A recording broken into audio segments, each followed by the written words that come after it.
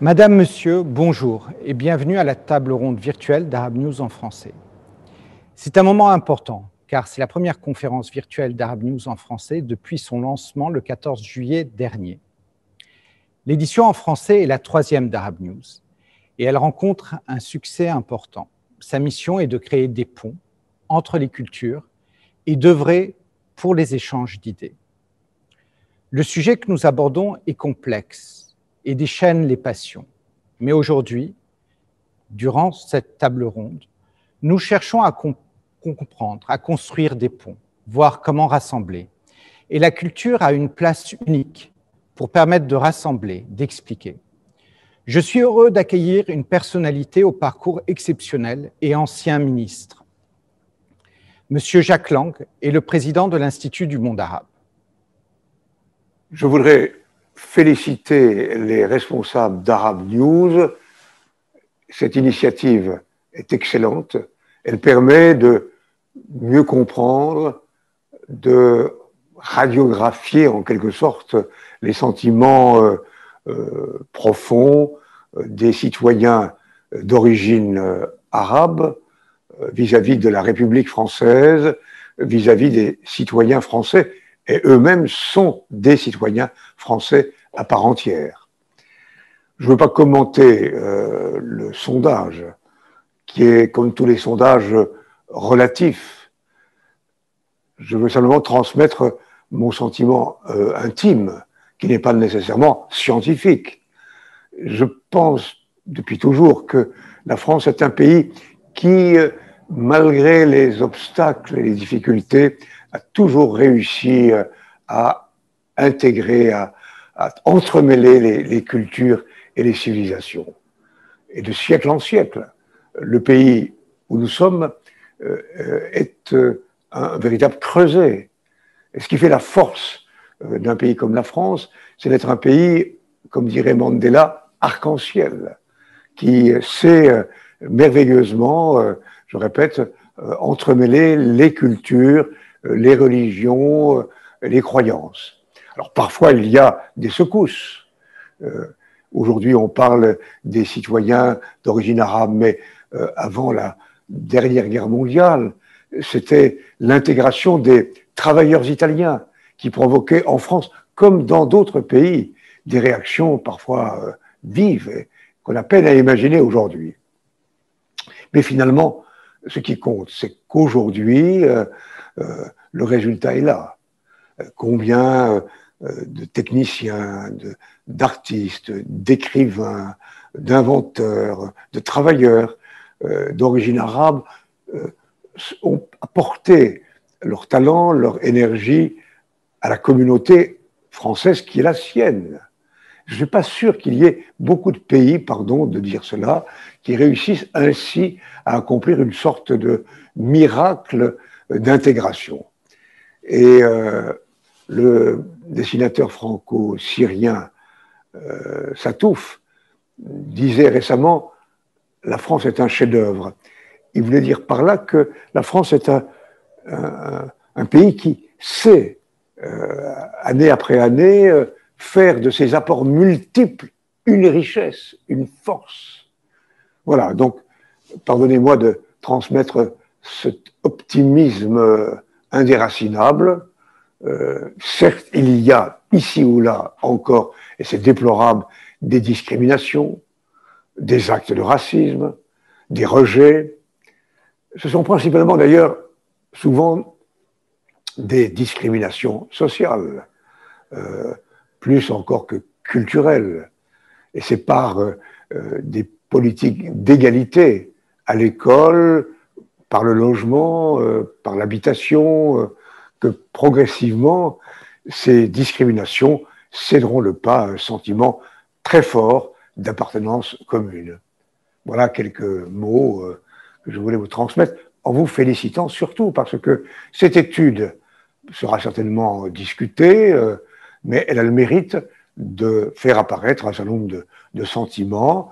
Je crois en particulier, et ça ne m'étonne pas, que beaucoup de citoyens d'origine arabe se reconnaissent totalement à travers les valeurs de la République française, et en particulier à travers cette expression ou ce concept parfois mal compris à l'extérieur de laïcité. En même temps, parfois ils ont le sentiment de n'être pas pleinement acceptés, alors même qu'ils sont totalement et pleinement citoyens français. Et j'ai envie de dire en concluant, merci à tous ceux qui, par la volonté ou par les circonstances, ont choisi de venir en France, les grands-parents, les arrière-grands-parents, italiens, polonais, maghrébins, syriens et autres. La France, c'est ça, une nation qui réussit, après quelquefois des soubresauts, à faire de cet ensemble de cultures une nation unie. Merci, Monsieur le Président Jack Lang, pour votre message. Avant d'entamer notre débat, je souhaite donner la parole à un arabisant et diplomate. Il a été en poste au Maroc, aux Émirats arabes unis, et depuis 2 mois, il est en poste en Arabie saoudite. Monsieur Ludovic Pouille, ambassadeur de France en Arabie saoudite. Mesdames et messieurs, chers amis, bonjour à toutes et tous. Assalamu alaikum. Je remercie Arab News de cette belle initiative qui nous permet de débattre dans la sérénité et l'objectivité des enjeux liés à l'intégration des musulmans en France. Nous vivons hélas des moments de grande violence, de Nice à Paris, Vienne, de Christchurch à Kaboul. Le monde entier est touché par le terrorisme. Et je voudrais ici adresser un message de compassion et de sympathie pour toutes les victimes du terrorisme, où qu'elles soient. Au-delà de cette menace terroriste qui touche le monde entier, nous sommes également aujourd'hui témoins de campagnes de haine attisées par certains qui instrumentalisent à leur profit les réseaux sociaux. La France en est elle-même victime depuis quelques semaines. Aussi, ce que nous devons combattre, c'est d'une part le terrorisme sous toutes ses formes, et ce sont d'autre part les dérives extrémistes et les idéologies radicales. Et c'est un combat que nous voulons et devons mener avec les musulmans, qui sont les premières victimes du terrorisme. Le message de la France aujourd'hui est très clair. Alors que certains veulent laisser croire que notre pays serait islamophobe, il convient de rappeler quelques faits, des faits essentiels à mes yeux. D'abord, la France a le plus profond respect pour l'islam, une religion avec laquelle elle entretient des liens historiques et culturels anciens et profonds. L'islam, qui est une grande religion, est la 2e religion de France. Les millions de Français musulmans appartiennent de plein droit à notre communauté nationale. Les musulmans bénéficient en France, dans le libre exercice de leur foi, d'un cadre protecteur que nous faisons respecter dans un esprit d'égalité entre toutes les confessions religieuses. Nous sommes et nous resterons naturellement vigilants face à tout discours de haine ou tout discours de racisme. Il peut parfois y avoir des tensions. Notre devoir, c'est de les apaiser. Les discriminations ou les discours de haine sont contraires à nos valeurs. Notre devoir, c'est de les sanctionner et c'est ce que nous faisons. Les faits sont là. Il y a aujourd'hui en France 3000 lieux de culte musulmans. La télévision publique diffuse chaque semaine un programme sur l'islam dans le cadre d'une matinée consacrée aux religions. Il existe des aumôniers musulmans dans les armées, dans les hôpitaux, dans les prisons. Les pouvoirs publics français entretiennent un dialogue étroit avec les représentants des cultes, notamment des organisations musulmanes en France. Et ces représentants rappellent régulièrement, publiquement, l'importance d'un plein respect par tous les citoyens des lois de la République. Et je veux ici les remercier pour cela. Dans le même état d'esprit, nous souhaitons que les imams exerçant en France soient formés en France. Parallèlement à l'érudition religieuse, la maîtrise du français, la connaissance des principes fondamentaux de la République, doivent faire partie de cette formation. Et cela aussi nous paraît absolument nécessaire. Quant au financement étranger, dont on entend beaucoup parler, nous voulons qu'il soit transparent, afin de nous assurer qu'il ne soit pas les vecteurs d'une idéologie radicale, ni créateur de divisions à l'intérieur de la société française. Au-delà du cadre légal, je voudrais rappeler des réalités qui sont à mes yeux plus fondamentales encore. La France ne serait pas la France sans les musulmans. L'histoire culturelle de notre pays ne serait pas la même sans cette rencontre pluricentenaire avec cet Orient qui a tant fasciné, qui a tant inspiré nos écrivains, nos peintres, nos scientifiques, nos architectes. De même, nous ne serions pas non plus ce que nous sommes aujourd'hui, sans l'apport formidable à notre héritage culturel des artistes, des intellectuels, des créateurs issus du monde arabe et musulman et qui contribuent au creuset universel français. En conclusion, et sur un mode peut-être un peu plus personnel, je voudrais dire que si j'ai choisi la voie diplomatique en tant qu'arabisant et en tant qu'originaire du nord de la France, carrefour de tant de culture et de migration, c'est que la diplomatie me paraît être un excellent moyen d'établir des passerelles, des échanges, dans un souci constant de construire un monde meilleur, basé sur la coopération internationale, sur la compréhension de l'autre et enfin sur le dialogue des cultures. En tant qu'ambassadeur de France en Arabie Saoudite, nouvellement arrivé, soyez toutes et tous assurés que je m'attacherai chaque jour à construire ces passerelles, à renforcer les relations entre les sociétés françaises et saoudiennes, et en particulier entre les jeunesses de nos deux pays. Je vous remercie et je vous souhaite à toutes et tous un excellent débat. Merci, Monsieur l'ambassadeur, pour votre message. Arab News en français a lancé en septembre une enquête avec l'Institut de sondage YouGov, un des leaders mondiaux dans le domaine des sondages. Le but de ce sondage était de comprendre comment les Français d'origine arabe percevaient leur vie en France et leur lien à la laïcité. Ce sondage est important car il prend place avant les attaques terroristes qui ont secoué la France les dernières semaines. De plus, au-delà d'une opinion que chacun d'entre nous peut avoir sur les sujets actuels, ce sondage nous permet d'accéder à des données quantitatives. Je vous propose de voir en vidéo un résumé des résultats de cette étude.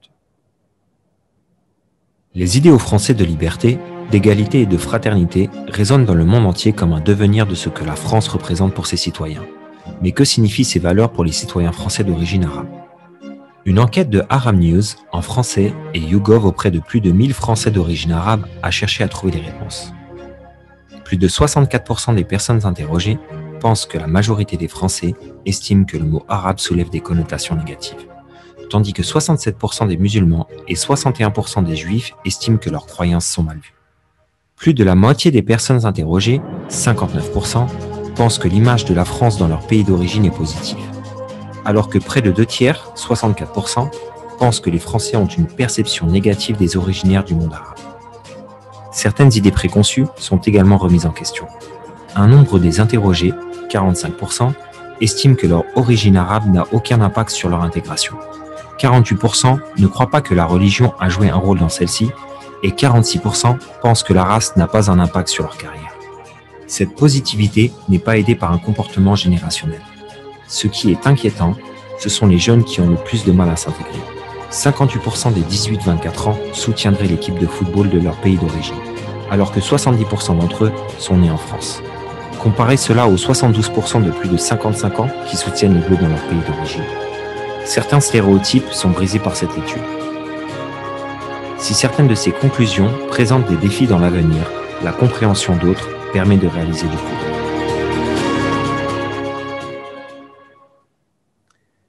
Comme vous pouvez le constater, les chiffres parlent d'eux-mêmes et sont une bonne introduction à notre débat. L'intégration en France, problème de perception ou crise systémique. Pour parler de cela, nous avons avec nous la sénatrice Nathalie Goulet. Dans le cadre de ses activités parlementaires, elle a travaillé sur la lutte contre le terrorisme, les moyens de lutte contre les réseaux djihadistes, la lutte contre la fraude fiscale, le financement de l'islam. On va juste mettre tout de suite, voilà, la sénatrice, les problèmes, les joies, les surprises du direct dans un monde virtuel, la lutte contre la fraude fiscale, le financement de l'islam en France, pour ne citer que quelques-uns des dossiers qu'elle maîtrise. Nous avons avec nous aussi le docteur Melissa Affaf. Elle est enseignante, chercheuse et directrice de programme à Georgetown University aux États-Unis. Dr Affaf enseigne les études féminines et les études du genre. Et sa recherche se concentre sur la perception et les discours autour de la masculinité en Afrique du Nord. Elle est aussi algéro-française. Nous avons aussi avec nous Madame Myriam François, journaliste écrivain.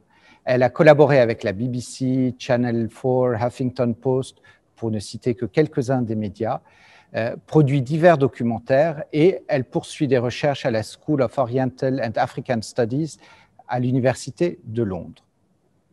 Nous avons, je ne sais pas s'il est avec nous, je vous demande à ma régie, non, ok, alors on va passer Jean-Pierre Sakoun qui n'est pas avec nous.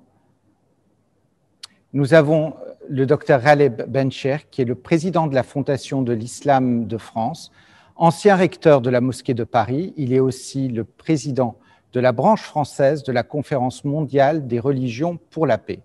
Il est membre du Conseil des sages de la laïcité. Et enfin, nous avons Alexandre Devineau, voilà, qui est le directeur de YouGov France. YouGov est le partenaire enquête d'Arab News et a réalisé ce sondage dont nous vous avons présenté un extrait il y a quelques minutes. Monsieur Devineau, je vais commencer par vous. Ma première question, bien entendu, qui va être la question, je pense, de l'ensemble des gens qui sont présents à cette table ronde et qui nous écoutent, concerne la méthodologie et votre vue, un résumé de cette étude. Bonjour à tous.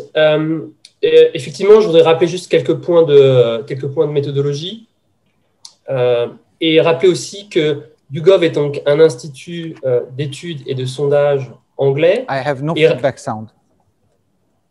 Ah, est-ce que vous m'entendez? Donc apparemment, je pense qu'on m'entend, à part peut-être Monsieur Julien Awari. Donc je continue. Oui, là, rappelez, donc c'est un institut d'études et de sondage anglais, et rappelez effectivement la signification de YouGov pour éviter toute confusion, parce qu'il y a le mot gov dans YouGov. Mais donc YouGov veut dire You Govern, sous-entendu faire entendre sa voix pour faire bouger les choses, et je pense que c'est précisément l'un des enjeux de cette étude.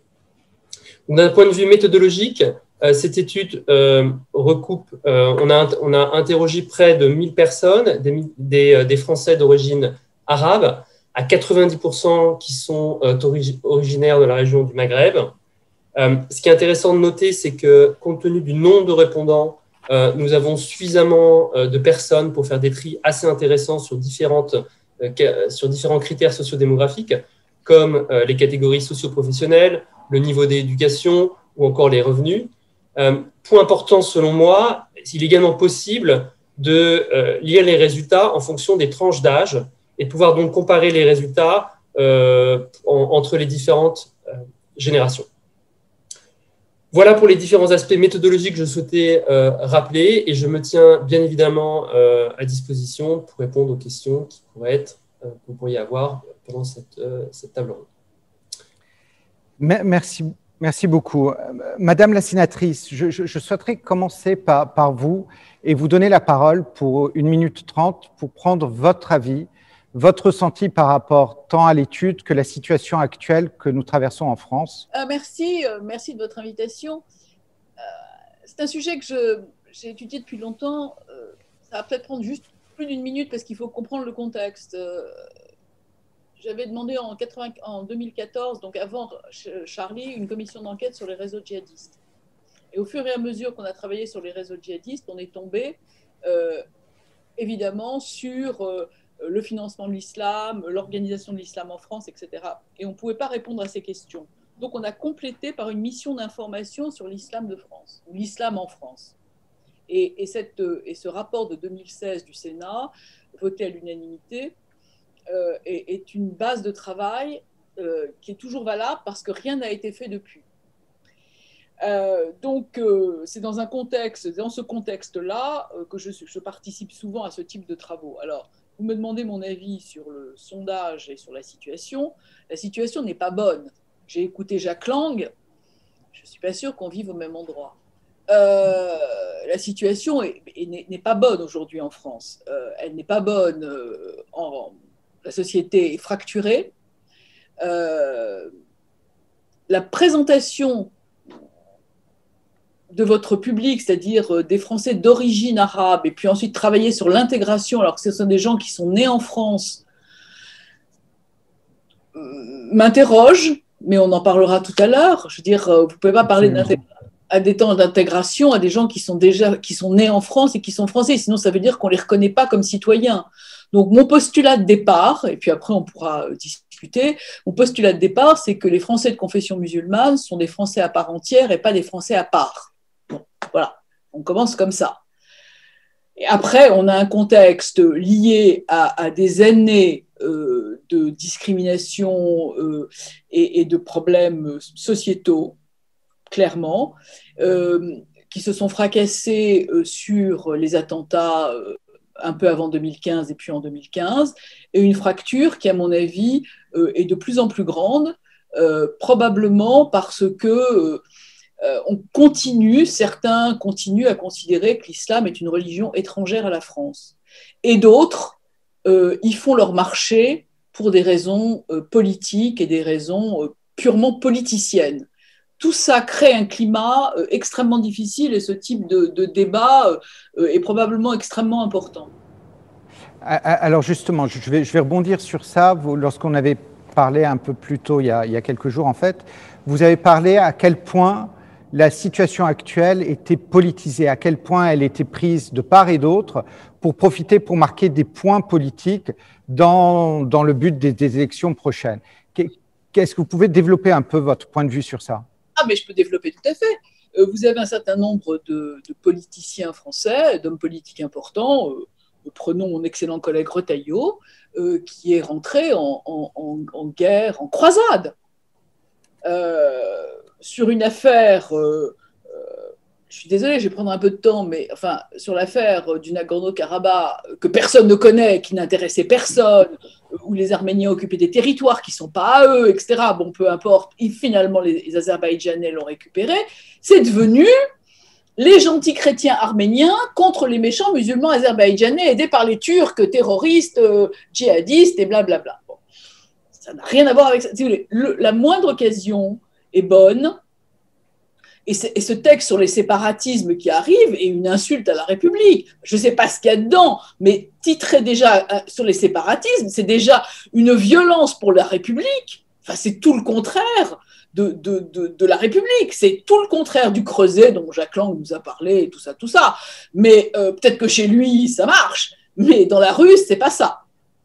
Et donc, moi, je suis très inquiète de gens qui mettent de l'huile sur le feu pour des raisons purement électorales. Et ça me dérange beaucoup.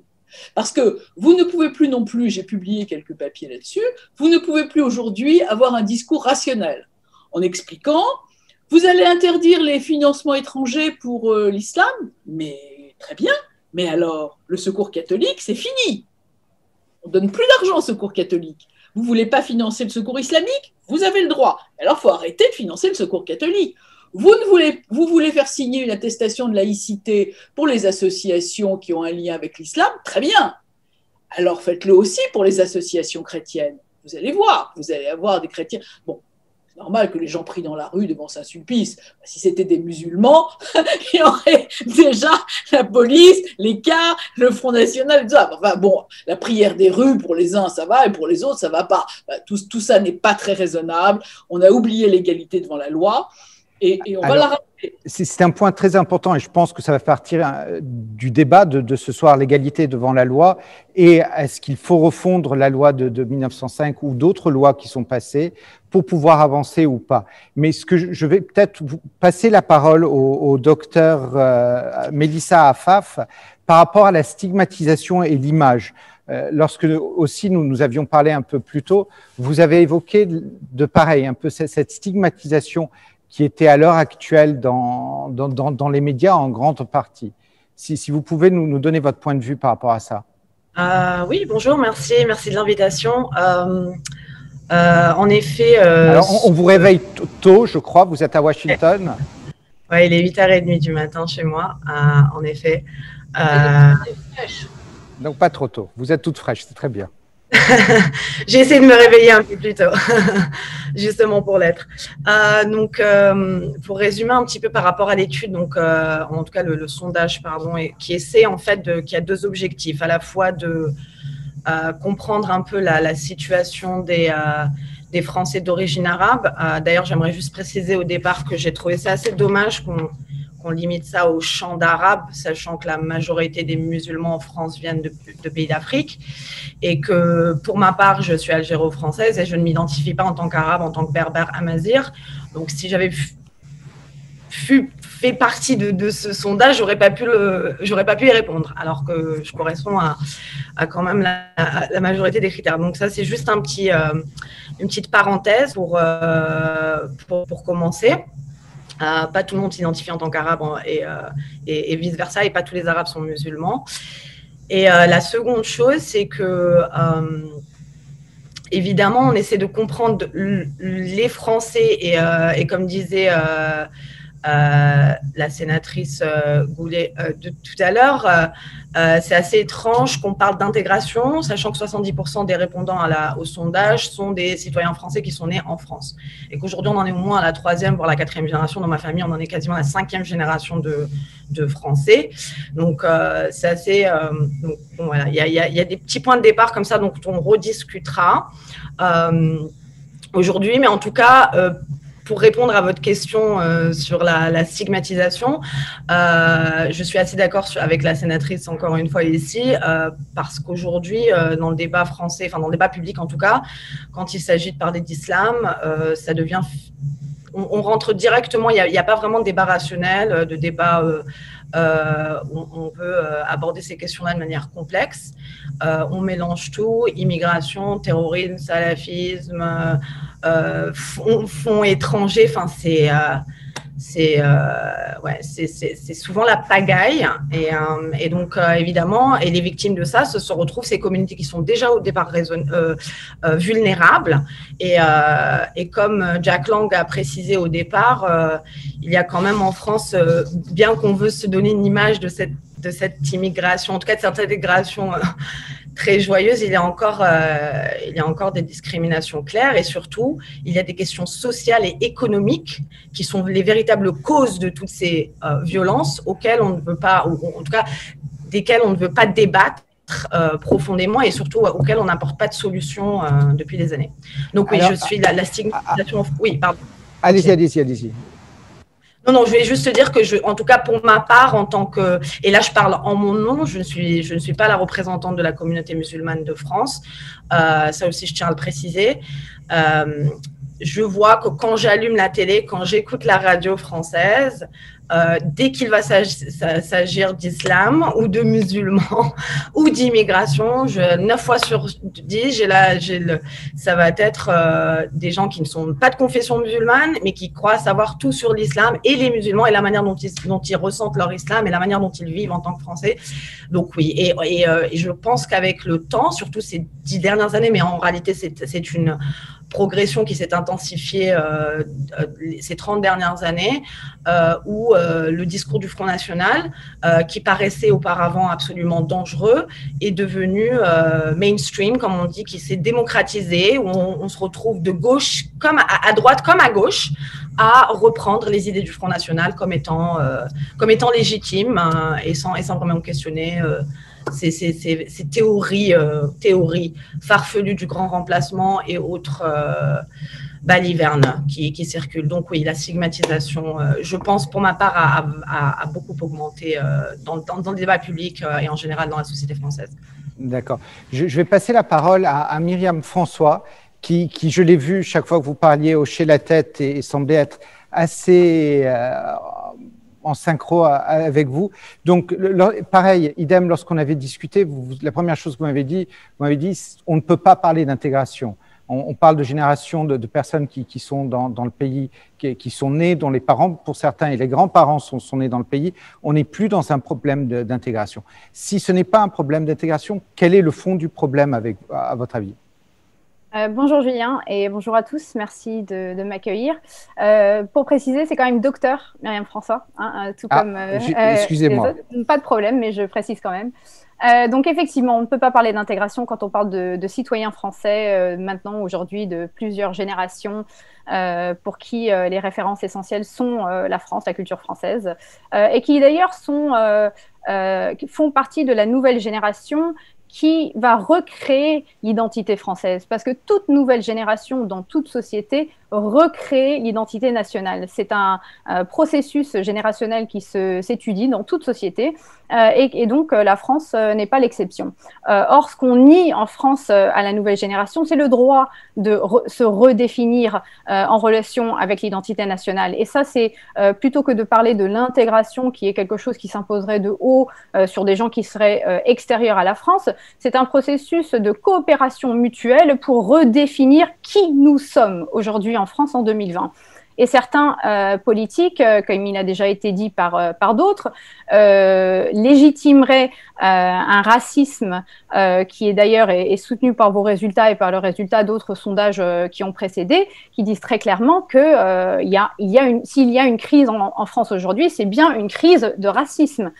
Quand on a 67% de musulmans qui nous disent qu'il y a une perception négative de leur religion, 61% pour les juifs, des taux pareils, ça devrait quand même faire peur. S'il y a quelque chose qui devrait faire peur aujourd'hui, c'est le fait qu'une grande partie de nos concitoyens vivent des discriminations au quotidien, du logement à l'emploi, au loisir. Et donc, si on veut parler de crise, effectivement, je dirais qu'il y a une crise politique, donc une instrumentalisation des arguments de l'extrême droite qui, comme Dr Hafaf l'a bien dit, sont maintenant bien intégrés dans le discours de politiques qui sont au pouvoir. Et il y a un problème de racisme. Donc, ce n'est pas un problème de perception ou une crise systémique, c'est une crise politique et un problème de racisme. Je tiens aussi à parler un petit peu de la méthodologie parce que, bon, tout sondage, la valeur d'un sondage repose sur la valeur de sa méthodologie. Et je pense que, bon, on parle essentiellement en France, quand on parle de la population musulmane, parce que j'ai l'impression que bien qu'on parle d'arabe, on se retrouve à parler de musulmans. Les musulmans en France sont des musulmans d'origine africaine, turque, albanais, comme moi, franco-irlandaise, des musulmans de partout, d'Afrique du Nord. Mais arabe, c'est pas tout le monde. Et certainement, quand on parle de l'islam, les pratiques de l'islam sont quand même très différentes dans différents groupes, même parmi les gens qui se regrouperaient sous la rubrique arabe. Alors, moi, je voudrais vous poser une question et je la pose aussi pour l'ensemble du débat parce que les résultats sont quand même extrêmement surprenants. Vous voyez plus de 70% de la population des sondés qui vous répondent que ni leur religion, ni leur race, leur origine n'ont été un problème pour s'intégrer en France et faire partie et se sentir partie de la société française. De même, lorsque vous regardez par rapport aux facteurs qu'ils ont sentis discriminants dans le cadre du travail, ce n'est pas la religion, ce n'est pas non plus la race qui est sortie, mais c'est la consonance du nom. Donc, comment vous expliquez cette opposition? D'un côté, un ressenti qui est réel, parce que c'est des chiffres. Aujourd'hui, on ne peut pas dire que c'est une opinion, c'est des chiffres. Une majorité se sent stigmatisée. Par contre, dans la réalité, la majorité sent que ça n'a posé aucun problème pour s'intégrer en France. C'est dans la formulation de la question et c'est bien pour ça que j'ai dit que la méthodologie est absolument essentielle. Un sondage dépend de la valeur des questions. Si vous me posez la question, est-ce que mon ethnicité ou en ce qui me concerne, ma religion pose un problème à ma carrière, je vais vous répondre que non, bien sûr que non, parce que c'est comme ça que je le ressens. Par contre, si vous demandez aux gens comment ils sont perçus, 64% vous disent que les Arabes sont mal perçus en France. Donc ça, c'est un problème au niveau du questionnement. Clairement, je pense que pour les gens de foi, si vous leur demandez est-ce que votre foi représente un entrave à votre carrière, évidemment que non, parce que pour la plupart des gens de foi, leur foi, c'est quelque chose de positif dans leur vie. Donc, je pense que il n'y a pas un conflit dans les deux résultats. Il y a des gens qui s'affirment clairement dans leur identité et ça c'est normal de se revendiquer fièrement de son identité. Par contre, 64% vous disent bien clairement qu'ils vivent un racisme qui, c'est pas le premier sondage à le relever. Et donc, s'il y a vraiment quelque chose à remettre en cause, c'est ça. Effectivement. Je voudrais juste donner pendant 30 secondes la parole au sénateur Goulet, qui, je pense, vous voulez intervenir sur ce point, Madame la sénatrice. Non, mais je partage ce qui vient d'être dit. Ce qui me fait un peu tiquer, c'est l'expression de race, parce que la République n'en reconnaît aucune. Donc, pour moi, à titre personnel, le mot race me gêne toujours un peu. Non, mais moi, je partage ce qui a été dit. On est entre gens bien élevés, démocrates et républicains, et donc on a un langage convenu. Simplement, maintenant, il faut voir ce qui se passe dans la rue, et ce sondage-là a absolument le mérite d'exister. Et après, il faut évidemment qu'une fois que chacun se sera exprimé, de voir comment on avance, parce qu'on a des échéances. Absolument. Donc la question, et c'est la chose sur laquelle on va essayer de répondre un peu plus tard, c'est quelles sont les solutions. C'est-à-dire aujourd'hui, les problèmes, on les a identifiés, et ce qu'on va chercher peut-être en commun, c'est de comprendre ces solutions. Mais je voudrais donner la parole au docteur Bencher. Oui. Voilà, pour prendre aussi votre avis sur ce sujet et votre réaction, parce que lorsqu'on avait parlé un peu plus tôt du sondage et du fait que plus de 64% de tête des sondés sentent que leur origine arabe est extrêmement mal perçue en plus de leur religion, je voulais prendre votre point de vue par rapport à ça. Je vous le donnerai volontiers et je salue tous nos amis qui interviennent ici et ceux qui nous suivent. Une petite rectification, ce n'est pas moi qui fus recteur de la Grande Mosquée de Paris, mais c'est mon père. C'est toujours bon de le préciser, comme ça je n'usurpe pas une fonction qui ne fut pas la mienne. En revanche, je préside la Fondation d'Islam de France et j'ai envie d'emblée d'essayer à mon niveau de mettre un peu d'ordre dans un début de confusion mentale. De quoi parlons-nous au juste? Est-ce qu'il s'agit de parler de l'élément arabe dans les contextes français ou est-ce qu'il s'agit de parler de l'élément islamique? Et or, si nous entendons le président Lang, les choses vont bon train pour ce qui concerne l'arabité, et si j'entends l'ambassadeur Pouy, c'est plutôt l'élément islamique qui est mis en avant. Et nous n'irons pas loin si nous ne mettons pas un peu d'ordre dans ce début de dédale de type conceptuel. Deuxième chose, les chiffres sont des êtres fragiles qui disent n'importe quoi sous la torture, selon la formule consacrée. Tout sondage et des statistiques, on peut leur faire dire ce qu'on a envie. Pour ma part, s'il s'agit, je dis bien s'il s'agit, de l'élément islamique, les questions n'ont pas beaucoup de sens parce que la France fut une puissance musulmane au moins du Second Empire jusqu'à maintenant, du point de vue démographique, j'entends, et nos ennuis viennent du fait que les sujets de l'Empire sont restés sujets longtemps aussi de la République, et les difficultés que nous connaissons ici sont dues à des aspects de cet ordre. S'il s'agit, et donc de ce point de vue-là, j'ai entendu, je crois, Dr Melissa Hafaf parler de 5e génération, à juste raison. Quand on est de 5e génération, on est déjà de souche. Or, ceux qui osent parler d'éléments allogènes, intrus, incongrus, invasifs, étrangers à la nation, s'il s'agit des musulmans, sont eux-mêmes de fraîche date dans la nation. Je peux même donner des noms, et qui ont, à un moment donné, occupé des plus hautes fonctions de l'État français. S'il s'agit de l'élément arabe, là, il y a en grande partie, certes, des musulmans parmi eux, il y a ceux qui ne reconnaissent aucune confession, il y a ceux qui sont juifs, ce qu'on appelle les arabes judaïsés ou les juifs arabisés, il y a ceux qui sont dits chrétiens d'Orient. Et là, je sais que ma réaction doit être brève, au moins dans un premier temps, là, il est temps que le vocable, le terme, la notion, l'idée même de l'arabe, de l'arabité, recouvre sa dignité, sa fierté, sa profondeur civilisationnelle. Alors, qu'est-ce que vous entendez par ça? Eh bien, ce n'est pas normal que ceux qui ont été sondés puissent dire que leur patronyme ou leur souche, à supposer qu'il y en ait une comme ça, parce qu'il n'est arabe que l'arabophone, in fine, puissent dire que le fait d'être arabe est perçu d'une manière dépréciative au sein de la nation française. Or, je ne suis pas en train de dire que les Arabes furent grands, mais à un moment donné de l'histoire, l'arabité était l'équivalent d'un apogée civilisationnel. Or, ce qui a pu se passer à travers l'histoire doit l'être maintenant si on doit aborder les questions d'une manière apaisée, sereine, politique au sens fort du terme, un peu comme le dit le sénateur Nathalie Goulet à juste raison. Et ça, c'est un énorme travail que nous devons tous mener. À mon niveau, j'essaye de le faire au niveau de la Fondation de l'Islam de France. Et j'ai vu que ce n'est pas écrit avec I majuscule, qui renvoie à la civilisation et aux cultures à UX. Quand c'est écrit, ça c'est une facétie des typographes.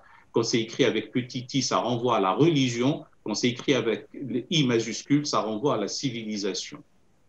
Très bien. Donc, la question pour l'ensemble du panel, c'est, OK, il y a un problème. Le problème, les chiffres le font voir. Les histoires personnelles qu'on peut avoir tous les jours avec des amis, des proches, on l'a entendu, un regard. Le sénateur, je pense, dans un article récent, mentionnait un journaliste qui se vante du fait de descendre d'un bus s'il voit une femme voilée. Mais comment résoudre ce problème? Qui d'entre vous, sur le panel, souhaiterait essayer de répondre à cette première question? Madame la sénatrice. En ordre de passage en scène. Plusieurs choses. D'abord, il faut voir dans quel contexte on est. Je crois que la société est extrêmement fracturée, comme je vous l'ai dit tout à l'heure. Donc, les initiatives doivent être concertées et fortes. Je crois que la première chose, c'est de lutter contre l'ignorance. Enfin, pourquoi est-ce qu'on a fait ce rapport sur l'islam? Pourquoi est-ce que le Sénat de la République s'est mêlé de ça? Vous savez qu'on a eu zéro critique. Moi, j'ai pensé, le président du Sénat, mon président de groupe qui a accepté cette mission il y a 4 ans maintenant, pensait qu'on allait avoir des problèmes. Mais vous savez ce qui s'est passé?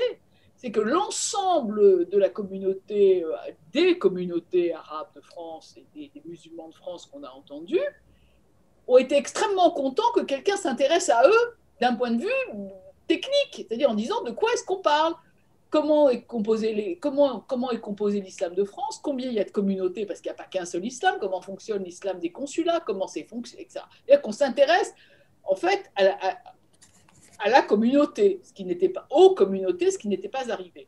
Donc moi je crois qu'il y a déjà un gros problème qui doit être la prise en main par les musulmans de France de leur organisation, puisque c'est ce qu'on reproche.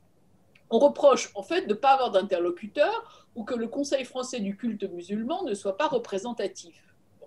Une fois qu'on a dit ça, on n'a pas avancé. Vous voyez ?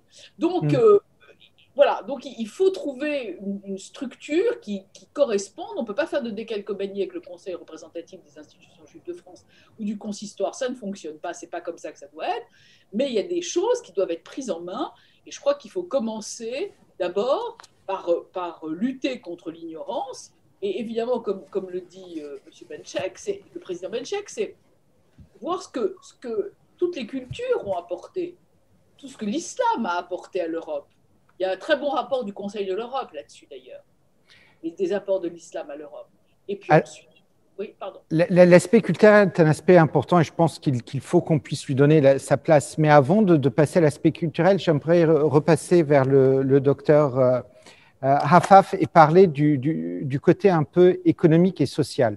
Parce que lorsque je vous avais parlé un peu plus tôt, vous aviez mentionné aussi le fait que les travailleurs qui avaient été amenés de l'étranger avaient été mis dans des banlieues, à la limite dans des ghettos, avec des problèmes économiques, sociaux qui ont suivi et qui sont à la source du problème. J'aimerais avoir votre opinion et si vous pouvez développer ce point. Tout à fait. Premièrement, j'aimerais revenir en fait à ce que Dr Bencher disait précédemment, c'est-à-dire de quoi parle-t-on? Est-ce qu'on est là pour parler d'immigration? Est-ce qu'on a parlé de musulmans ou d'islam? Est-ce qu'on est là pour parler de terrorisme ou de terrorisme potentiel? Donc là, on est un peu… Et là, quand on dit il y a un problème, quel est le problème? Est-ce qu'on parle du problème du racisme qui empêche donc les musulmans de vivre leur vie sereinement et en paix tous les jours, ou est-ce qu'on parle du problème donc de l'islam qui est le contraire? C'est la question du débat, en fait. Est-ce que c'est un problème de perception ou est-ce qu'il y a un problème systémique? Oui, donc oui, non, ça j'ai bien compris, mais c'est juste que là on est souvent là, donc il faudrait à chaque fois un peu remettre, clarifier en fait le contour. Et pour répondre à la grande question du débat, moi pour ma part, j'estime qu'il y a des discriminations systémiques, peut-être pas une crise systémique, et qui est elle-même finalement renforcée par des problèmes de perception et d'idées reçues qu'on entretient dans la société française.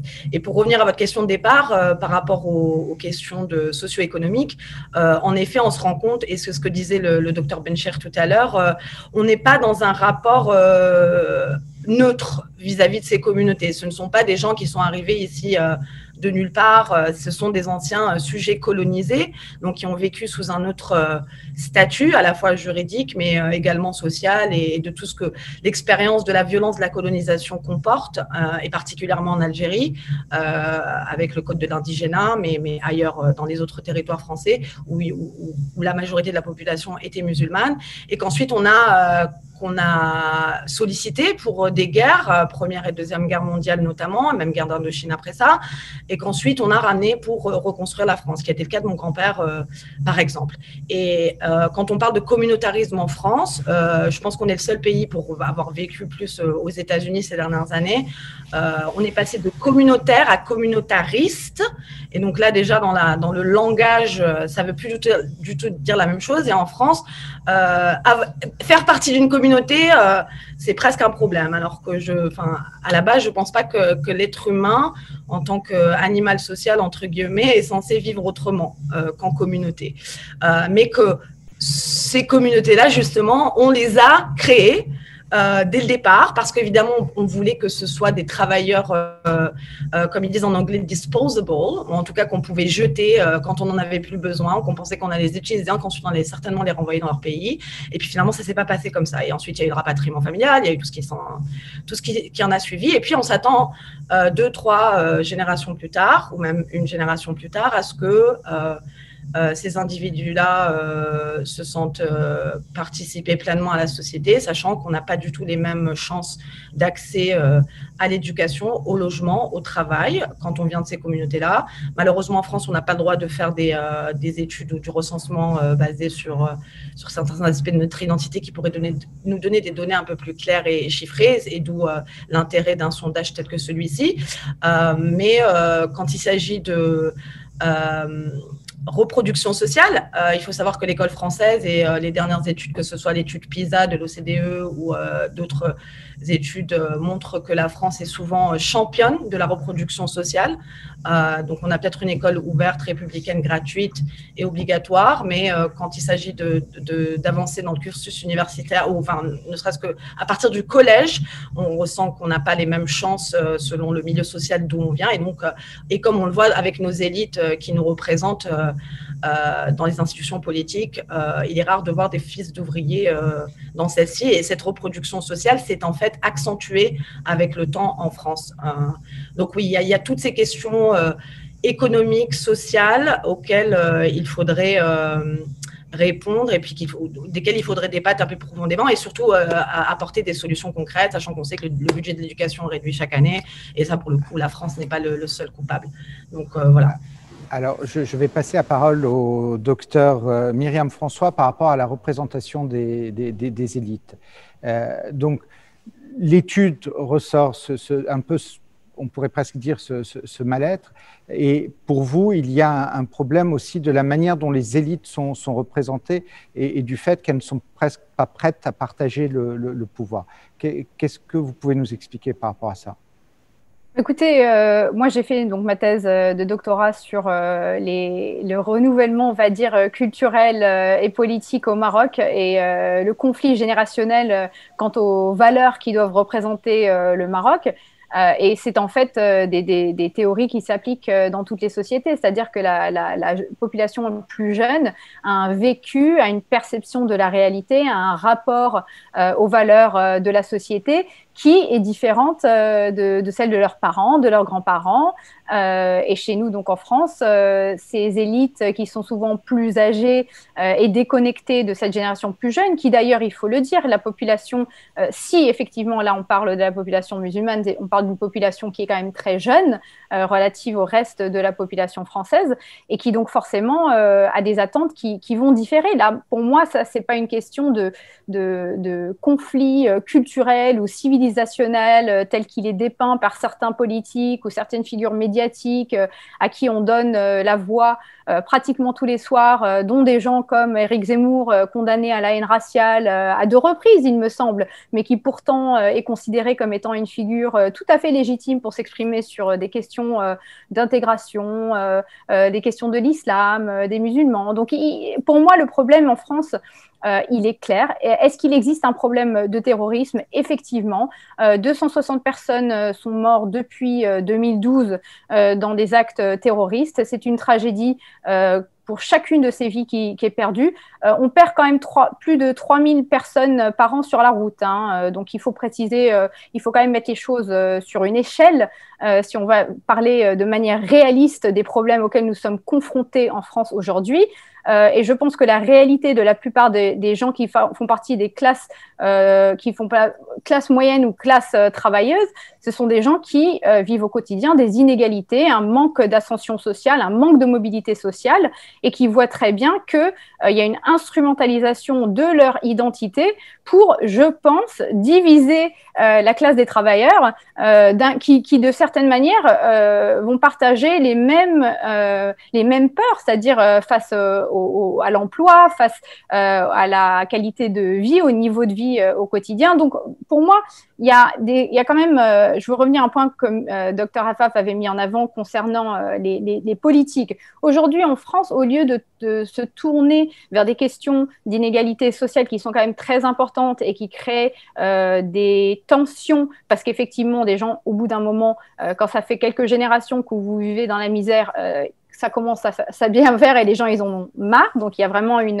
un rejet du système qui ne permet pas aux gens de ressortir malgré tous leurs efforts. Et ça, il faut le reconnaître. C'est quelque chose qui doit être vu comme distinct du discours sur le terrorisme. À partir du moment où l'État ne vous aide pas à sortir de la misère et que la police ne sert qu'à vous taper dessus et qu'on sait déjà que quand on est noir et arabe en France, que vous avez 20 fois plus de chances de vous faire arrêter, qu'on a vu comme récemment Michel, un musicien, un producteur de musique qui se fait tabasser par la police et qu'en même temps qu'on a des élites politiques qui nous disent c'est impossible, la police républicaine ne peut jamais faire une chose pareille. Il faut quand même reconnaître qu'il y a un problème. Le problème, c'est pas la population qui est en train de se faire taper dessus, c'est sur les politiques qui refusent de reconnaître les problèmes sociaux et qui veulent instrumentaliser des haines raciales qui sont eux-mêmes, que eux-mêmes participent à créer. Quand on a des membres du gouvernement qui parlent du rayon halal comme si c'était un problème. Vraiment, ce que consomment les gens, ça vous pose problème dans la société. Ce qu'une femme porte à la plage, ça vous porte problème comme société. Mais c'est une honte de vivre dans une société où vraiment on s'en prend aux plus démunis pour créer des espèces de conflits imaginaires pour justifier par la suite des prises de position concernant certaines communautés en leur niant leur humanité. Et pour moi, c'est ça. On nie la pleine humanité de la communauté des musulmans en France aujourd'hui. Et d'autres groupes racisés, Je voulais passer la parole, mais je crois qu'il n'est pas avec nous, Jean-Pierre Sacoun, qui parlait de la République et du côté social. Non. Mais Madame la sénatrice, je voudrais revenir vers vous avant d'aller vers le docteur Bencher par rapport à ces points et aussi par rapport, vous avez dit dans un article, vous avez parlé du poids de l'humiliation et les conséquences sur les communautés. Oui, enfin d'abord, je ne peux pas laisser dire ce qui vient d'être dit sur la France. Il y a des problèmes, il y a une stigmatisation qui est évidente. Les propos qui viennent d'être tenus sont... Si vous pouvez parler un peu plus fort, on ne vous entend pas très bien. Oui, les propos qui viennent d'être... Attendez, je vais peut-être augmenter le son. Les propos qui viennent d'être tenus sont tout à fait excessifs en ce qui concerne la France. Il faut quand même comprendre la situation. Ça fait 30 ans que le système social a connaît des failles, des dispositifs, et que le communautarisme a beaucoup augmenté, ça c'est une réalité, et de ce communautarisme sont aussi arrivés des éléments extérieurs et perturbateurs, mais je ne peux pas laisser dire que la France est une république complètement discriminatoire à l'égard des musulmans, comme ça a été dit à l'instant. Vous avez dit très justement les gens qui font des efforts, etc. Mais le problème, c'est que le système aujourd'hui est grippé. Alors, comment dégripper ce système? Comment faire en sorte que les résultats de l'étude qui témoignent de ce malaise puissent avoir une solution qui est rationnelle et qui permet de faire sentir à l'ensemble de la population que les choses sont en train d'avancer? Mais les choses ne peuvent pas avancer aujourd'hui. Vous voyez bien que la France est dans une crise sociale, économique, sanitaire extrêmement importante, avec des élections très bientôt. Et au lieu de faire l'unité nationale, on renchérit sur des fragilités et des ruptures. Et donc, les musulmans dans leur ensemble sont un sujet qui fait le lit du Front National et sur lequel les partis, même des partis traditionnellement républicains, font la chasse aux voix pour pouvoir gagner des élections. Donc aujourd'hui, quand on parle des rayons halal, moi j'ai sursauté. Je veux dire, ça veut dire quoi, les rayons halal, les rayons cachers, etc. C'est une formulation tout à fait lamentable du ministre qui s'est expliqué par ailleurs, mais on a tous réagi.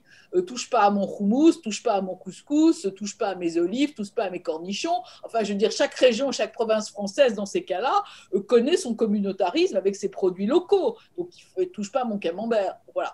Donc, si vous voulez, moi, je crois qu'aujourd'hui, il faut que le débat se déplace, non pas entre gens bien élevés comme nous aujourd'hui, mais se déplace là où ça pose problème. Ça pose problème dans les banlieues, ça pose problème auprès des étudiants qui ne se sentent pas… Pourquoi ces jeunes femmes sont parties à l'étranger ? Pourquoi vous avez une spécialiste française du droit nucléaire qui est à Washington, une jeune iranienne magnifique? Pourquoi elle est là-bas? Parce qu'on ne lui a pas offert de chance ici. Parce qu'on ne lui a pas offert de chance en France. Oui, mais vous ouvrez un débat qui est plus important, qui n'est pas simplement lié à quelle que soit la minorité en France, qui est un problème de fond économique, et je reviens à ce que le docteur François avait dit, qui serait prête à la limite de l'accès vers le haut, qui semble être grippé. Il est grippé, mais il est d'autant plus visible pour 10 millions de Français de confession musulmane qui n'ont pas leur place dans la société pour 1001 raisons. Donc vous ne pouvez pas sortir un élément du dispositif, c'est un problème global. Encore une fois, ce sont des Français à part entière que tout un climat général conduit vers une exclusion réelle ou supposée, mais ressentie comme ça. Et la société aujourd'hui est fragile. Donc, ce débat qu'on est en train de faire aujourd'hui, vous déplacez vos caméras, vous allez en Seine-Saint-Denis, vous allez à Bagnolet, vous allez à Clichy, vous allez vous adresser aux gens sur le terrain, pas avec un sondage en disant « vous êtes un peu brun, vous avez l'air un peu arabe, qu'est-ce que vous pensez ?» Mais comment il a fait son sondage? Il est allé voir les gens au faciès? Je sais pas, moi, on vient me voir en me disant vous avez l'air arabe, moi je serais quand même choquée. Hein. Non, pas du tout. Mais on peut faire intervenir Alexandre sur la méthodologie peut-être du sondage. Oui, effectivement, je ne l'ai pas rappelé, parce que ça va peut-être éviter certaines confusions. C'est un sondage en ligne qui a été envoyé à une quantité très importante de personnes et parmi les différentes questions de qualification, on interroge les personnes sur des sujets divers et variés et à un moment donné, effectivement, on leur demande quel est votre pays d'origine. D'accord? Mais donc, c'est fait en ligne. On n'interpelle pas les gens en fonction de leur faciès dans la rue. Et autre point important que je voulais préciser, je ne l'ai pas évoqué en préambule, mais juste pour donner quelques chiffres, dans la population interrogée, vous avez 73% de musulmans, 8% de chrétiens, 2% de juifs, 11% d'athées et 6% ne se prononcent pas. Ça, c'est juste pour donner un petit peu les proportions en termes de confession. Alors, Merci. Je voudrais donner la parole au docteur Bencher. Oui, je vous en prie, oui. Oui, donc j'aurais aimé avoir un peu votre point de vue par rapport à ça, par rapport à cette laïcité durcie aussi, et quelles sont pour vous ces solutions à mettre en place? Alors, pardonnez-moi encore une fois, j'ai l'air d'être têtu ou pinailleur. Il faut encore une fois qu'on sache de quoi on parle au juste. S'il s'agit de parler des Arabes par-delà leur confession ou en tenant compte de leur confession, il y a une manière d'aborder le sujet. S'il s'agit de parler d'islam et des musulmans, ça englobe la partie arabe et on ira à cette question épineuse qui, depuis la question d'Orient, pour parler comme au début du siècle écoulé, jusqu'à présent n'est pas encore résolue. Et pour répondre à la question de la laïcité, j'y viendrai dans quelques instants. Je pense que pour sortir de cette confusion mentale dont je parle là, il faut comprendre comment le glissement s'est fait lorsqu'on a ethnicisé en confessionnalisant ou on a confessionnalisé en ethnicisant. Il revient à ma mémoire la parole d'un ancien ministre de l'Intérieur devenu président de la République qui disait « j'ai nommé un préfet musulman ». Et on lui a fait savoir que le dit préfet n'était pas musulman. Il a dit « ah bon, mais ça se voit ». Donc, c'est comme si on aurait un morphotype ou un génotype du musulman. S'il s'agit du berbéro-maghrébin, j'ai pour habitude de dire que si Saint-Augustin vivait parmi nous, il aurait le même morphotype. Donc, il faut, encore une fois, avoir un peu de recul, de distanciation par rapport à ces aspects. Deuxièmement, la question purement sociale. On a deux pôles totalement disjoints, un petit pôle minoritaire qui ne nous intéresse pas aujourd'hui, mais qui est composé à la fois d'Arabes et de musulmans, avec le même accent rocailleux qui caractérise les Arabes, mais il se trouve qu'ils sauvent le marché des Hurling à Deauville et le marché des Pouliches à Longchamp, et l'hôtellerie de luxe fonctionne bien parce qu'ils en sont à la fois propriétaires et consommateurs. On n'a jamais parlé de cela en termes d'intégration, ou on n'a jamais dit d'eux qui sont inintégrables, ou de islamo-racailles, ou islamo-terroristes, ou islamo-fondamentalistes, ou islamo-fascistes, ou islamo... Donc c'est pour vous un problème d'argent? Ou islamo-séparatiste. Ou islamo-séparatiste, etc. On leur baise même la main en leur disant « Sidi, mon Seigneur ». Et ceux qui ne sont pas encore citoyens, on leur apporte leur titre de séjour sur un plateau d'argent. Et de l'autre côté, on a aussi une partie de la population qui se trouve sur ces dernières décennies prolétarisée, ghettoisée, marginalisée, défavorisée, ostracisée, déshumanisée, voire désislamisée. Et l'on assiste à une réislamisation de néophytes, telle une revendication politico-identitaire, le fait d'appartenir à une sorte d'identité supranationale. Pour cette partie-là est devenue une forme de refuge. Donc maintenant, la réponse, et je me tairai là parce que j'essaie d'être un homme discipliné au niveau du ton de la parole, nous assistons à un triomphe idéologique d'une partie de la société française que nous voyons à travers les réseaux sociaux et surtout certaines chaînes de télévision qui donnent effectivement la parole à un délinquant condamné 2 fois par la justice et qui déverse son fiel, et l'on parle d'une laïcité adjectivée, la fameuse laïcité dite républicaine. Bon, que je sache, il n'y a pas de laïcité républicaine. J'ai même entendu ici même que la laïcité est une valeur. Jamais. La valeur, c'est autre chose. La laïcité est un principe juridique, sans épaisseur idéologique, sans densité doctrinale. C'est la loi qui garantit le libre exercice de la foi aussi longtemps que la foi ne prétend pas dicter la loi, et la loi prime la foi. Voilà en gros. Certes, elle s'adosse à un corpus de valeurs, bien entendu. Nous connaissons tous l'histoire de la laïcité, mais d'un point de vue juridique, c'est un principe qui garantit les libertés fondamentales. Voilà ce dont nous avons besoin, et nous avons besoin d'un débat serein. J'aime convoquer l'Ecclésiaste, sous la voûte commune de la laïcité, qui nous dit qu'il y a un temps pour tout, un temps pour chaque chose sous le ciel, un temps pour naître et un temps pour mourir, un temps pour planter, un temps pour cueillir, un temps pour bâtir et un temps pour construire. Je peux continuer la litanie à 15 versets, mais j'arrêterai là. Aujourd'hui, notre débat se veut plutôt serein. le sénateur Nathalie Goulet, à juste raison, dit entre gens de bonne composition civilisés, et je m'en réjouis, en tout cas si elle m'y inclut dedans. Et en revanche, le temps de l'effroi, de la sidération, de la haine aussi qui s'exprime, on le laissera de côté et on essaye de sortir par le haut d'une crise qui a assez duré. Et pour cela, il faut le bon diagnostic afin de trouver la bonne médication. Et le bon diagnostic commence déjà par savoir de quoi on parle au juste. Je ne vais pas encore sortir la formule canuséenne déjà écoulée, mais mal nommer les choses ajoute au malheur du monde. Merci, docteur. Je voudrais donner la parole au docteur François par rapport, et au reste du panel par la suite, par rapport à la cassure qu'on lit dans l'étude entre la jeunesse et la population qui est un peu plus âgée, et où les réponses sont parfois diamétralement opposées. Donc, le sentiment qui ressort à la lecture de cette étude, c'est qu'il y a une jeunesse qui commence à être plus revendicatrice dans son approche des choses et qui voit les choses de manière complètement différente. Oui, je pense que c'est tout à fait normal. Alors, je vais répondre à vos questions. Je voulais juste rajouter à ce qui a été dit par M. Bencher, j'étais tout à fait d'accord, mais quand l'État se retire, les communautés sont délaissées et alors on laisse aux communautés la responsabilité de l'État sans les moyens de l'État. Et en fait, c'est ça qui se passe en banlieue. Vous êtes d'accord, c'est-à-dire le problème est un manque d'État sur l'ensemble du territoire.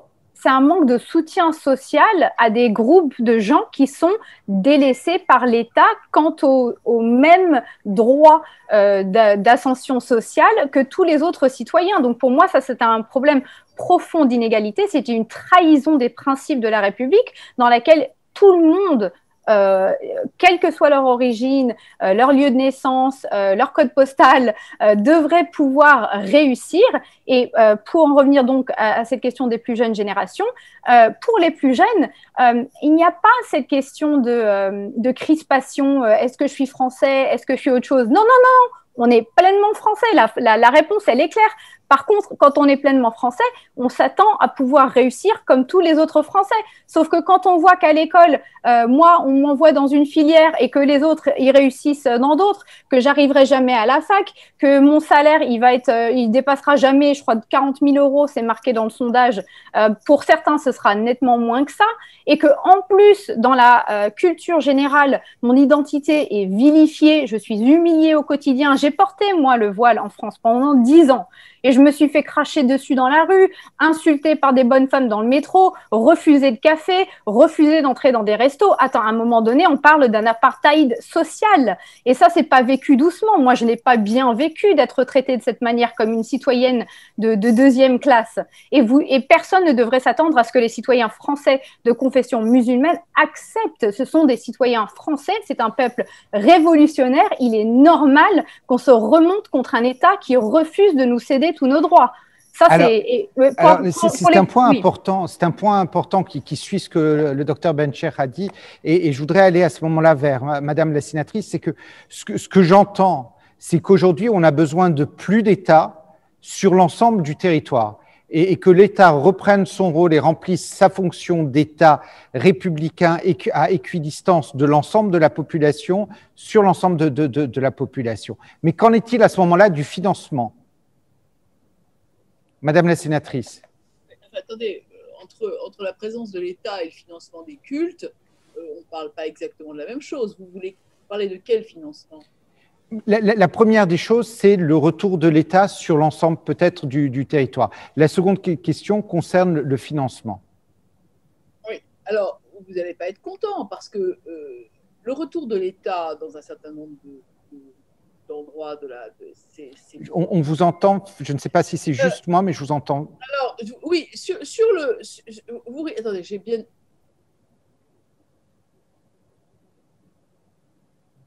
Est-ce que là, c'est mieux? À mieux, peine mieux. Alors, attendez, j'ai réglé le son. C'est les joies du Zoom. Les joies du Zoom, mais normalement, ça marchait. Peut-être que j'ai dû toucher à quelque chose qu'il ne fallait pas. Je suis au maximum. Alors, juste pour clarifier, le retour de l'État, pour moi, c'était le retour du soutien social aux gens, aux populations défavorisées pour leur permettre les mêmes possibilités d'ascension sociale. Hein. Pour moi, c'était ça. Hein. Oui, mais alors c'est toutes les populations, on est en train de voter le budget, c'est toutes les populations défavorisées, pas seulement… Oui, absolument. Bon, oui.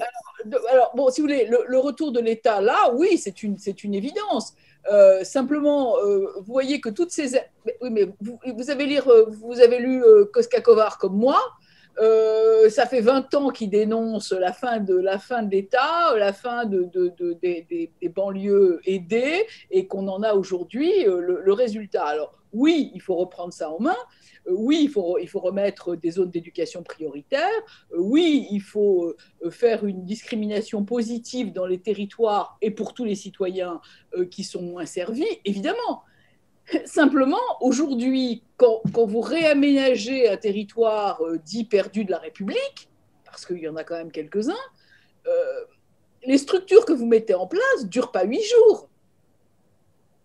Donc, si vous voulez, le sujet est trop large et il n'y a que faut qu'à, il y a qu'à faut que, ça ne peut pas fonctionner comme ça. Je crois qu'aujourd'hui, il faut arriver à remettre, et je suis d'accord avec vous, l'État et les principes républicains au cœur des dispositifs. C'est-à-dire que la première chose, c'est de calmer les politiques qui surfent sur la vague du racisme, de la xénophobie, de l'immigration clandestine, etc. Ça, il faudrait déjà qu'eux se responsabilisent et calment ce discours-là. Il faudrait qu'un certain nombre de gens quittent les écrans aux heures de grande écoute, parce qu'ils se prennent pour des Ariens avec des grands yeux bleus, etc., sauf qu'ils ne cochent pas toutes les cases, hein, quand même. Entre nous soit dit. Hein, bon, d'accord. Donc, cela, normalement, on devrait déjà… Parce que ça, c'est le discours de haine qu'on entend tous les soirs à la télé, ça entraîne des réactions sur le terrain. Le discours de haine, ce n'est pas seulement le discours des frères musulmans qu'on ne veut pas entendre, etc. etc. C'est aussi cette haine-là qui gagne les territoires et qui fait gagner. Moi, j'ai un tout petit territoire en Normandie. Il y a très peu d'émigration. Le Front National est en tête partout. Donc, vous voyez, la première chose, ce serait déjà que les politiques soient un peu responsables. Bon. Ensuite, l'autre sujet, c'est de remettre les principes républicains au cœur des dispositifs, dont l'éducation. Et après, il faut que l'islam puisse être organisé, en tous les cas, que les Français cessent de considérer que l'islam est une religion étrangère à la France. Parce que c'est ça l'hiatus. C'est ça l'hiatus, me semble-t-il. Alors comment ? Docteur Affaf, j'aimerais vous donner la parole par rapport à ça et à la montée un peu de force. Bon, lorsqu'on parlait par rapport aux États-Unis, vous parliez un peu des white suprémistes.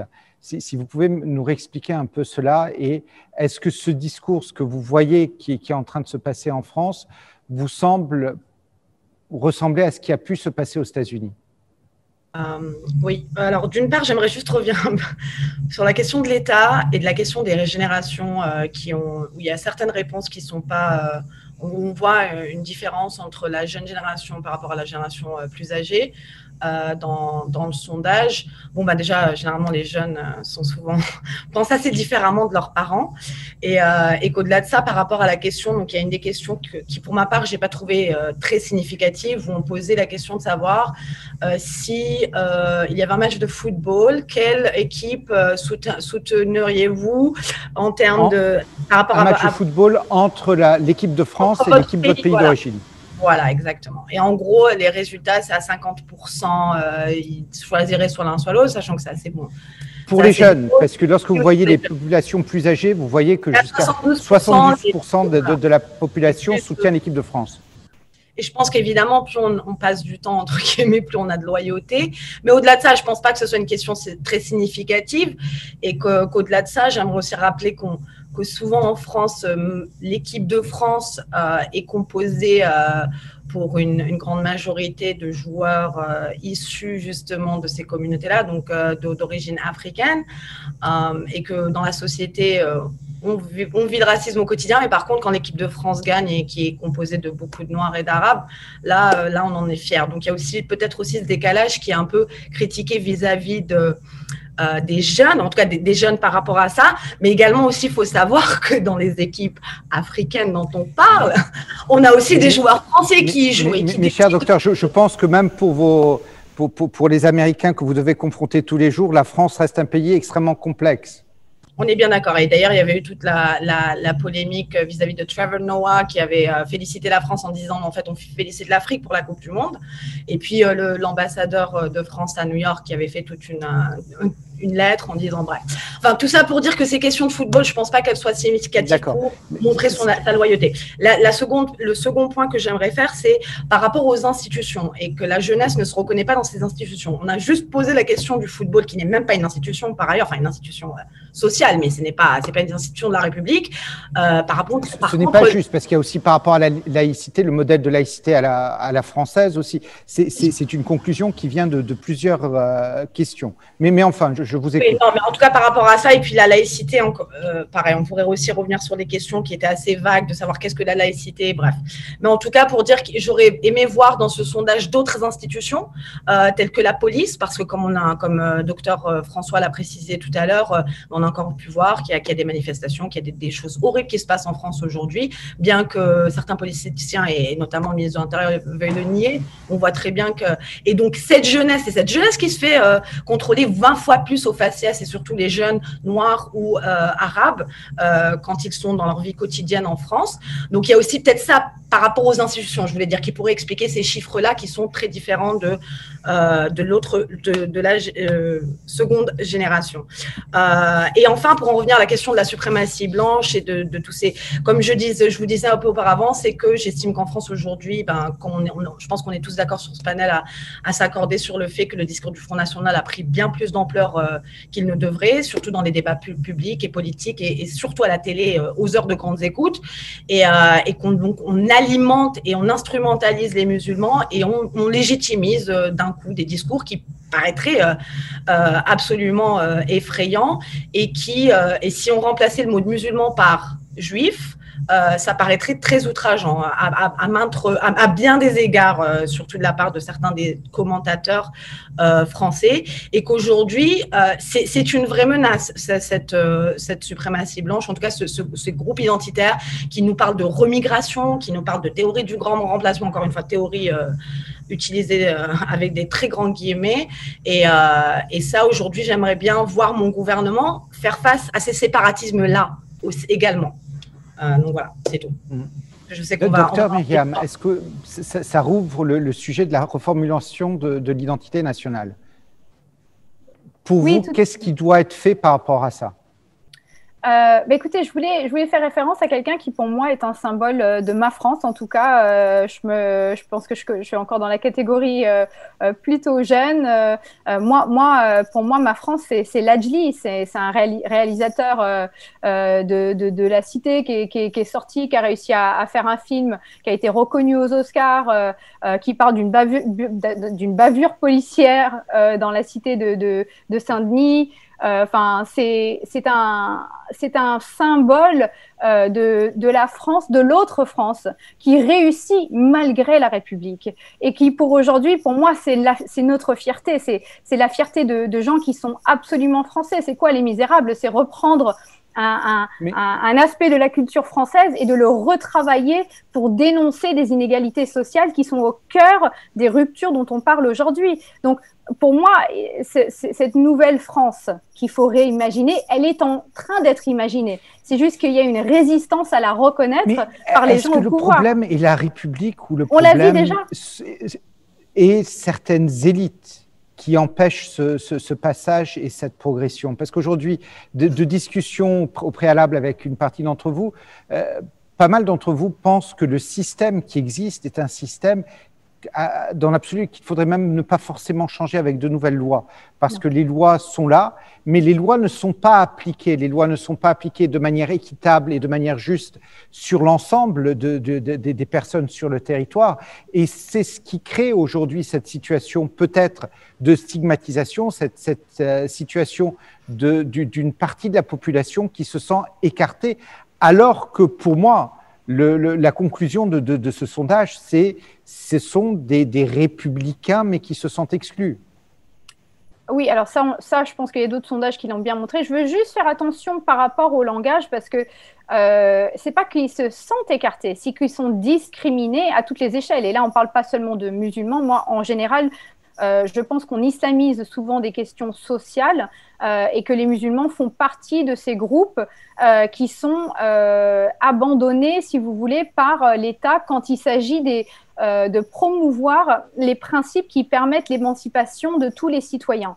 Alors, c'est de ça que je parle, moi. Moi, je ne parle pas de rajouter de la police qui est perçue comme une police étrangère, pas une police de proximité qui connaît la communauté, qui est d'ailleurs Sarkozy nous avait enlevé ce principe d'une police qui connaît et qui est connue des gens avec qui elle travaille. Moi, je vis dans un pays, là, aujourd'hui, où la police, elle travaille par consentement. Vous savez, c'est complètement différent. C'est un système de la police, elle travaille par consentement avec la population.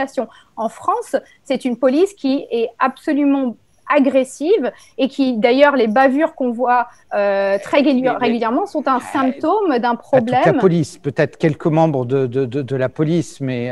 Écoutez, personne ne dit toute la police. On dit qu'il y a des bavures et qu'à partir du moment où il y a des bavures, il y a un problème systématique. Bien sûr. Il y a eu quand même pas mal de gens qui ont dénoncé, même des gens qui faisaient partie de la police, qui ressortent, qui disent effectivement, j'ai vu beaucoup trop de collègues utiliser des langages racistes, utiliser des techniques dangereuses, voire violentes. On a des gens comme le jeune Théo qui s'est fait, soi-disant, c'était un accident, qui s'est fait sodomiser avec une matraque de police. À un moment donné, il faut reconnaître qu'il existe un problème. Bon, après, moi, ce que je veux vous dire, c'est que les générations les plus jeunes, enfin, dont je pense faire partie, c'est que l'identité républicaine, on n'y voit aucun problème. La laïcité, aucun problème. Par contre, ceux qui essaieraient de déformer la laïcité pour essayer de rentrer de plus en plus dans la sphère privée des gens, c'est-à-dire maintenant, non seulement on doit séparer la religion de l'ordre public, ce qui est tout à fait normal et tout le monde l'accepte, mais vous allez venir, vous allez envoyer la police harceler une grand-mère sur la plage parce qu'elle s'est habillée d'une certaine manière pour faire une baignade. Mais vous pensez que les gens, ils allaient prendre ça comment ? C'est ma tante, là, c'est ma grand-mère, c'est ma mère. Vous pensez que les gens, ils vont vivre ces expériences comme si c'était rien. C'est un traumatisme national pour toute une génération que de faire ça à nos mères, à nos tantes. Et on ne les oublie pas. Il y a une rancune forcément d'être traités comme des citoyens qui sont de deuxième classe.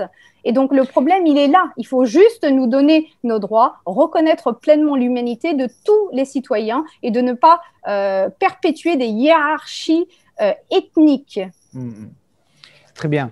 J'ai la régie qui me fait signe que le temps est passé trop vite dans cette discussion passionnante et qu'on va devoir commencer à conclure un peu le débat. Donc, j'aimerais bien pouvoir donner la parole à chacun d'entre vous pour 1 minute, 1 minute 30, pour entendre votre point de vue en termes de conclusion.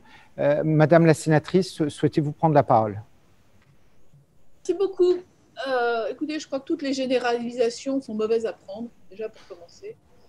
Deuxièmement, quels que soient les griefs qu'on peut avoir sur la République française, j'ai beaucoup de difficultés à entendre des réquisitoires comme ça. Tout n'est pas parfait, mais tout n'est pas aussi diabolique. En tous les cas, en tant que représentant de la France, je ne peux pas laisser dire ça, même si je ne suis pas d'accord avec tout, déjà. Et ensuite, je pense qu'il y a un très gros travail à faire sur le terrain. Et de la part des gens qui ont réussi, comme Mélissa Affas ou le docteur Myriam François, venez participer à nos débats ici et venez prendre des stagiaires, comme moi je le fais, venez faire de l'intégration au quotidien, parce que c'est aussi ça qu'il faut faire. Et puis vous dire qu'on a quand même des élus républicains qui veillent précisément à éviter des discriminations qui sont insupportables en France et ailleurs.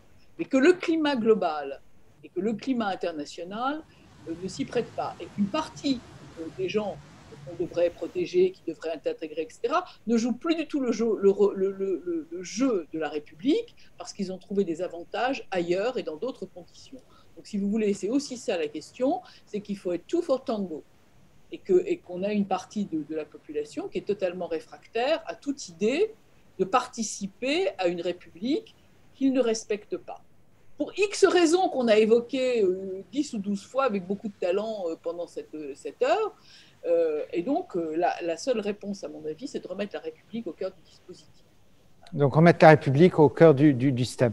Docteur Bencher? Très brièvement, 3 points. Nous arrivons au terme de notre rencontre. C'est comme ça, c'est le format. Je ne vais pas renacler, mais je me rends compte qu'encore une fois, sur des sujets aussi cruciaux, on les a abordés comme ça, par saupoudrage, et on ne va jamais au cœur des problématiques. Prenons cela comme une 4e de couverture d'un ouvrage, et on le lira plus tard. Ce que je vous propose, docteur, c'est de continuer la conversation par le biais de tribunes au sein du média.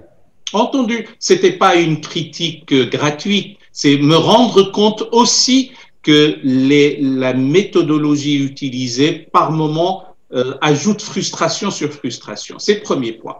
Le deuxième point, puisqu'il faut y aller comme ça à la concision, j'aime à rappeler ces derniers temps l'œuvre d'Honoré Daumier, un caricaturiste.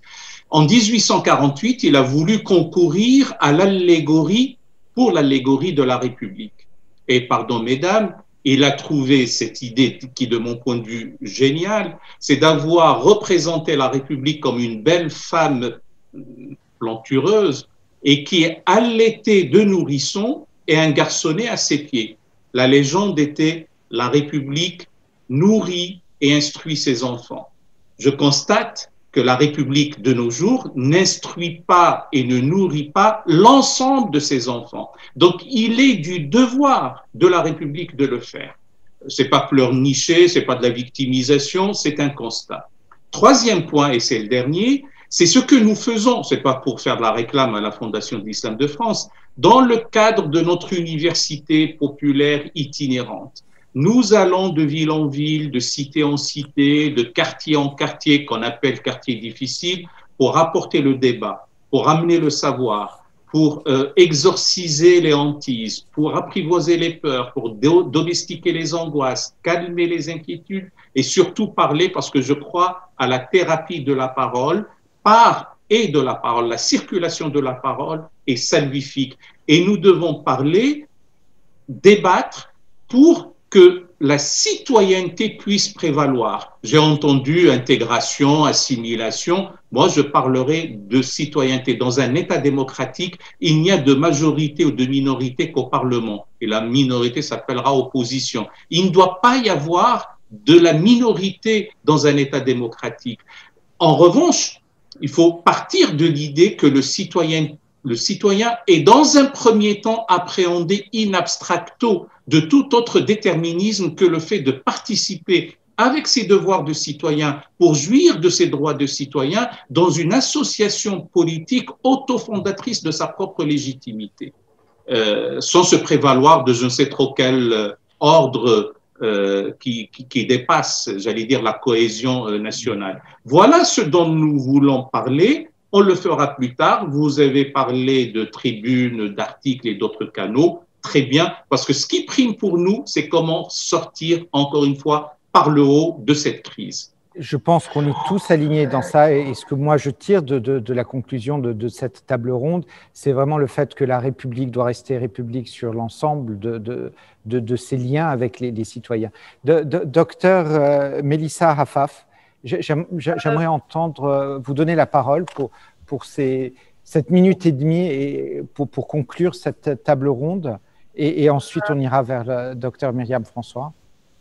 Pour conclure rapidement, bon, déjà, j'aimerais aussi rappeler que la République n'est pas une entité en elle-même. Hein. La République, elle est composée d'individus, de citoyens français.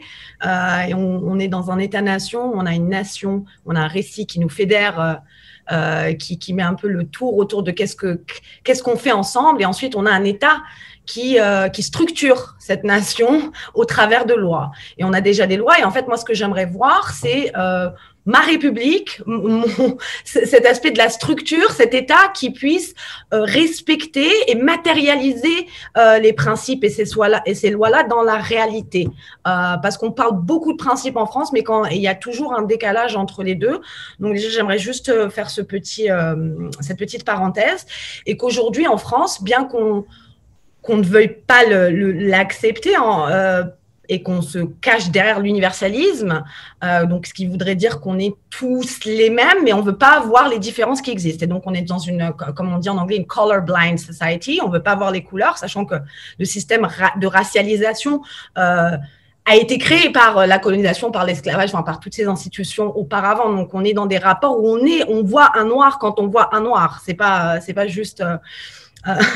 Donc, j'aimerais qu'en France, on puisse être plus honnête vis-à-vis de notre société qui est multiconfessionnelle, multiculturelle, et qu'à un moment donné, il faudrait peut-être aussi étendre le récit national et faire en sorte que toutes ces communautés qui ont contribué pendant des siècles à faire ce que c'est qu'être cette France soient reconnues, ne serait-ce que dans les programmes d'histoire, qu'on apprenne aux Français leur propre histoire, parce que l'histoire de l'islam en France, elle est bien plus longue que ce qu'on aime dire, ou ce qu'on aime à dire ou ce qu'on aime à en dire, et qu'il y a tout aussi il y a des lumières dans l'histoire et des lumières de l'islam, et quand on parle des lumières, on a l'impression qu'il n'y a que le 18e en France, et Montesquieu et Voltaire, et que comme si l'islam, ou en tout cas la civilisation islamique, n'avait pas connu. Donc j'aimerais beaucoup voir des efforts dans l'éducation et qu'on puisse reconnaître qui on est véritablement dans la société. La diversité n'est pas une opinion, la diversité est un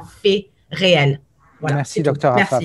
Je vous donne donc, Dr François, la parole pour cette conclusion, et qui rouvre à nouveau ce débat, à mon sens, la reformulation de l'identité nationale.